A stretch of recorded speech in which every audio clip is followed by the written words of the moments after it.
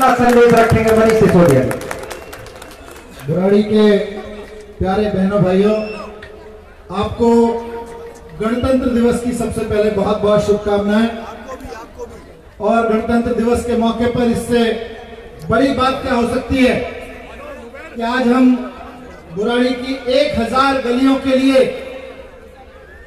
नालियों का गलियों का बनने का काम शुरू कर रहे हैं।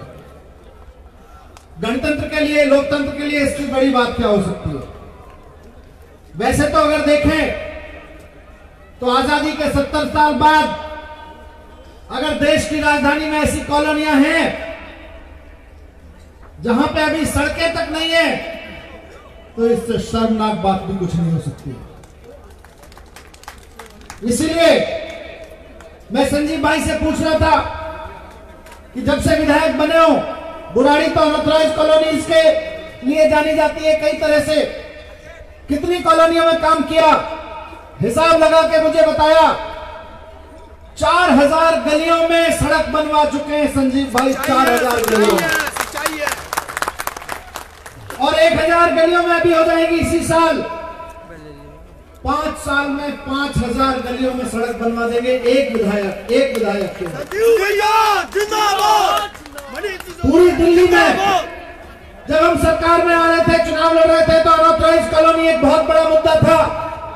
हर जगह कहा जाता था अनऑथराइज्ड कॉलोनी का ये कर देंगे, सारी पार्टियां आके कहती थी अनऑथराइज्ड कॉलोनी का ये कर देंगे, अनऑथराइज्ड को रेगुलराइज कर देंगे, फलाना कर देंगे, ढिमका कर देंगे।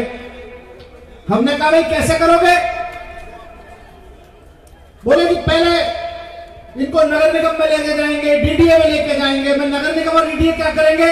वो बोले कि चेक करेंगे सड़क बनी है कि नहीं बनी है। तो मैंने कहा सड़क क्यों नहीं बना देते हो पहले? नगर निगम वाले कहेंगे कि सड़क नहीं बनी, हम ऑथराइज नहीं करते। डीडीए वाले कहेंगे कि सड़क नहीं बनी, पानी नहीं बना, सीवर नहीं डला, हम ऑथराइज नहीं करते। तो कैसे ऑथराइज करोगे? तो कहा जाता था कि अनऑथराइज कॉलोनी दिल्ली के चुनाव में दूध देने वाली गाय है। इसकी बात जैसे भारतीय जनता पार्टी चुनाव से पहले मंदिर का मुद्दा निकाल के लाती है, वैसे ही दिल्ली के कांग्रेस और बीजेपी के नेता पहले इसको लेके आते थे कि जी चुनाव आ गए, अब हम मंदिर वहीं बनाएंगे की तरह अनऑथराइज्ड कॉलोनी पक्की कराएंगे का नारा लगवाएंगे। हम आए सरकार में, सत्येंद्र जैन जी ने पीडब्ल्यूडी का, फ्लड का, यूडी का मंत्रालय लिया। इन्होंने एक एक कॉलोनी के बारे में स्टडी करी तो पता चला बहुत बेवकूफ बनाया है अनऑथराइज्ड कॉलोनीज को पक्की करने के नाम पे। अनऑथराइज्ड कॉलोनी कागजों में बाद में पक्की होगी, पहले सड़कों में पक्की करनी पड़ेगी, तब अनऑथराइज्ड कॉलोनी जाकर पक्की होगी। अगर हमें भी राजनीति करनी होती तो 4 साल कुछ नहीं करते, 4 साल आराम से बैठे रहते और 5वें साल में चुनाव से पहले 4 कागज बंटवा देते, एक खबर छपवा देते, अनऑथराइज्ड कॉलोनियों को पक्की करेंगे, सर्टिफिकेट बांट देते इतनी बड़ी सभा में आके। ये सर्टिफिकेटों से कोई किसी की सड़क बनी है क्या आज तक? सड़क तो सीमेंट से बनती है, सड़क तो मेटीरियल से बनती है, सड़क कागजों पर लिखने से नहीं बनती, जनता में कागज बांटने से नहीं बनती। हमसे पहले की सरकारों ने बहुत कागज बांटे, लेकिन अनऑथराइज्ड कॉलोनियों की याद केवल चुनावों से पहले आती रही। इसीलिए याद दिलाया कि अभी तो 5वां साल है, अब तक बुराड़ी की अनऑथराइज्ड कॉलोनियों में 4000 गलियां बनवा चुके हैं संजीव भाई, 4000 गलियां बनवा चुके हैं। और ये 1000 गलियां अभी बनके पूरी हो जाएंगी। 93 में पहली सरकार बनी थी, 93 से लेके कांग्रेस भी सरकार में रह ली और बीजेपी वाले भी सरकार में रह लिए। 25 साल हो गए, 25 में से 4 साल आम आदमी पार्टी के निकाल दो तो 21 साल थे। 21 साल में इन्होंने 5000 तो छोड़ दो, कांग्रेस और बीजेपी ने मिलकर 21 साल में 500 गलियां तक नहीं बनवाई बुराड़ी में, 500 गलियां भी पक्की नहीं कराई। आज हम शेर की तरह दहाड़ के कह सकते हैं कि 5000 गलियां पक्की करा रहे, 5000 गलियां। अरे खाली तिरंगे लहराने से की जय लगाने से लोकतंत्र मजबूत नहीं होगा। लोकतंत्र मजबूत तब होगा जब मेरे घर के सामने की सड़क चलने लायक बनेगी, तब लोकतंत्र मजबूत होगा। लोकतंत्र मजबूत तब होगा जब मेरे बच्चों को पढ़ने के लिए अच्छे स्कूल मिलेंगे, तब लोकतंत्र मजबूत होगा। लोकतंत्र तब मजबूत होगा जब मेरे घर में कोई आदमी बीमार हो जाए तो अस्पताल में जाए तो उसको अच्छे से इलाज मिल जाए और दवाइयां मिल जाए, तब लोकतंत्र मजबूत होगा। टीवी में बैठ के शाम को देशभक्त कहलाने से मोदी भक्त हो सकते हैं, सच्चे देशभक्त नहीं हो सकते। कोई अगर सच्चा देशभक्त होगा तो वो गलियों पे काम करेगा, पानी पे काम करेगा, बिजली सस्ती करेगा। खाली भारत, हम भी भारत माता की जय नारा लगाते हैं, हमने भी अपनी बात वहीं से शुरू करी। हम भी वंदे मातरम कहते हैं, लेकिन सच्ची वंदे मातरम की जय तब होगी जब इस धरती पर रहने वाले लोगों के लिए पढ़ने का, रहने का, बिजली का, पानी का ठीक से इंतजाम करोगे। अगर वो नहीं करोगे तो देशभक्त नहीं, देश के गद्दार कहलाओगे।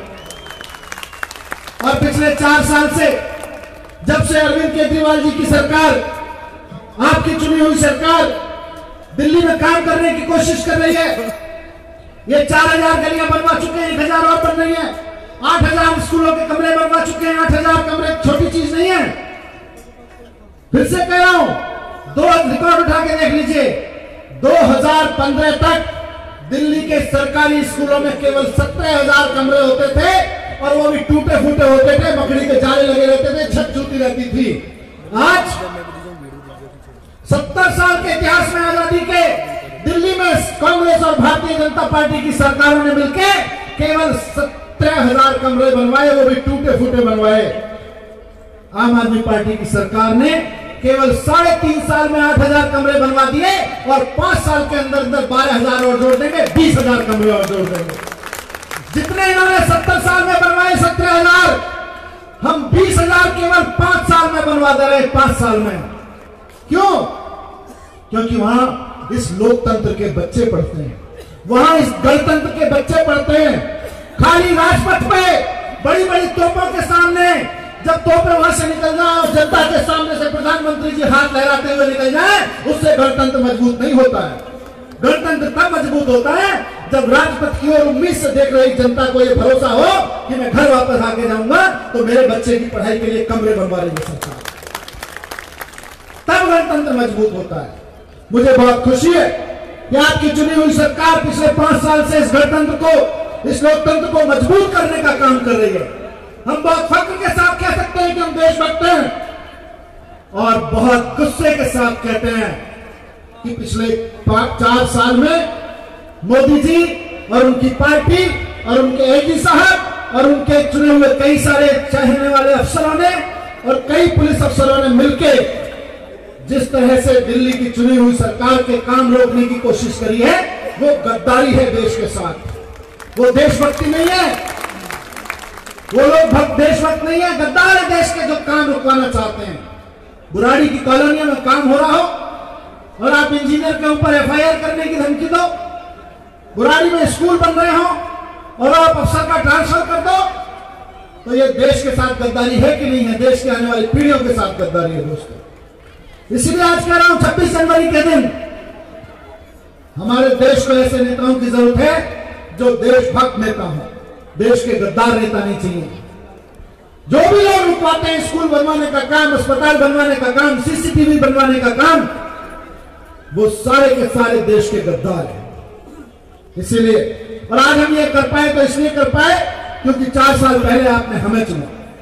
अगर 4 साल पहले, 5 साल पहले जब दोबारा, उससे पहले लोकसभा का चुनाव हुआ था, उस समय हमारी पार्टी का सांसद आ गया होता तो DDA से जमीनें और निकलवा के और अस्पताल बन गए होते, DDA से जमीनें लेके और स्कूल बन गए होते और DDA में सांसद बैठ के जाके इन कॉलोनियों को पक्की करवाने के कागज भी शुरू करवा चुका होता है।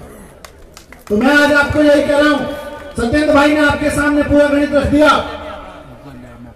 पिछले चुनाव में भारतीय जनता पार्टी को 46% वोट मिले थे, आम आदमी पार्टी को 33% मिले थे, 46 की जगह 33, इसलिए हम हार गए थे। कांग्रेस को पता चल गया कि तुम्हारे 10-15%, 10% वोट तो कम से कम हो गए। 40% की जगह उनको 36% से ज्यादा वोट नहीं मिलने वाले, हमारी गारंटी है, जनता की गारंटी है, जनता की तरफ से कह रहा हूं। इनको 36% भी मिल जाए तो बहुत बड़ी बात है, लेकिन ये 10% अगर कांग्रेस की तरफ जाते हैं तो कांग्रेस 13% में 25% में भले ही आ जाए, 13%, 25, 15% से 20% में भले आ जाए, कांग्रेस जीतने वाली नहीं है। कांग्रेस फिर भी तीसरे नंबर की पार्टी रहेगी, जमानत जब्त होगी, लेकिन आम आदमी पार्टी को नहीं जीतने देगी, बीजेपी को जितवा देगी। और अगर ये 10% वोट, आपका वोट आम आदमी पार्टी को मिल गया तो आम आदमी पार्टी का तो 33% से 43% हो जाएंगे और बीजेपी 36-35% पे आके हार जाएगी।